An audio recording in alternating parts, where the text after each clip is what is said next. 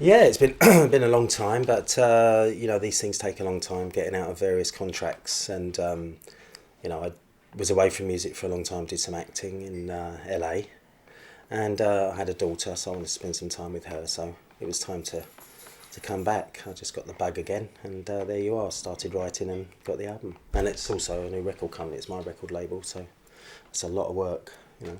Because I'm Yeah, I think it would be absolutely disastrous if that element of the music business, the tactile element of it, is lost completely. Obviously, it's probably accounts for sort of 25% these days, but 25% is 25% of people who still are like you and I, like to have the lyrics, like to know about the album's making, producers, musicians, the information about the making of an album.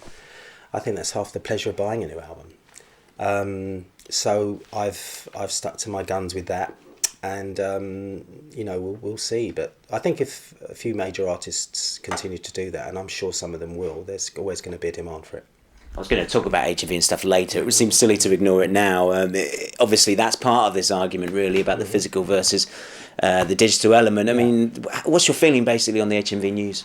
I think obviously it's a the recession, the global recession affects everybody, and this is a kind of luxury item. So people in a recession are having difficulty paying for the basics. So you're dealing with a luxury business. They're buying an album or music is a luxury thing. So, and it's much more convenient now to download music than it is to go and buy the physical product. But having said that, it's not 100%. It's not 100% of the record buying public. Vinyl sales are going up where they are available, so there is a demand for that niche market. It's just really a question of the business end of someone like HMV, making their mind up exactly what they're going to do. It's all looked a bit kind of almost like they've missed the boat, and then they came in a bit late with it, and having a lot of stock, overstock of material that actually had been in the racks for many years or whatever. But I'd like to see it go forward. I think it will survive. I think it will survive. Hopefully they'll get bought by somebody else, and it'll come good. Although obviously there'll be less space for CDs, and vinyl will actually be a luxury item that will either have to buy online or from the direct from the record company. That vinyl cassette CD when that came in. So do you have a slight sense of sadness? I got great element of sadness. It's an institution. The not just HMV, but the ritual of going in to buy something that you're going to cherish, you actually want. And there's been a sort of 17-year gap between this album and the last album. So people have bought kind of 8 albums, and if they are collectors, they want a ninth. And vinyl has never really not been available. Even the new bands, it's always download CD and vinyl, which I think people have chosen to sort of ignore.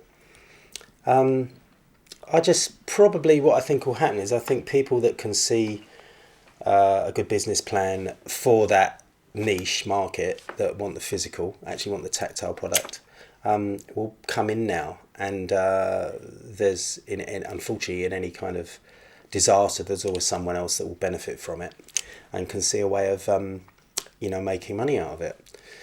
But this has happened overnight really. So it's a week before my record is coming out. So there's nothing I can do. I've just got to sort of stand fast and stay firm with my approach. That's handy.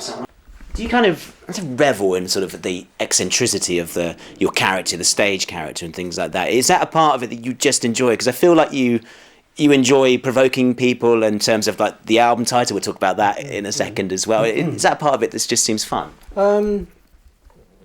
Yeah, I think you can go too deeply into it, analyse it too much. It was just when I'm writing lyrics and if people find it provocative, then fine. There's still a bit of lead in the pencil, which I think is important. it's very easy to produce an album that is a producer's album by just sort of playing, going to the top producers and saying, will you produce a couple of tracks for me and get me a hit. This is a very personal album. It's very autobiographical. It is an album. I always conceived of it as being a double album. It's 4 sides of music, so it's presented that way. Some people will get it, some people won't. That's the way it is in life. But you have to put down what you want. And as regards to sort of presentation live, I've always felt that I enjoy dressing for the audience. I enjoy making an effort so that they don't see anything like that wherever they go in the world at that time. And that's why I do it. Has it been kind of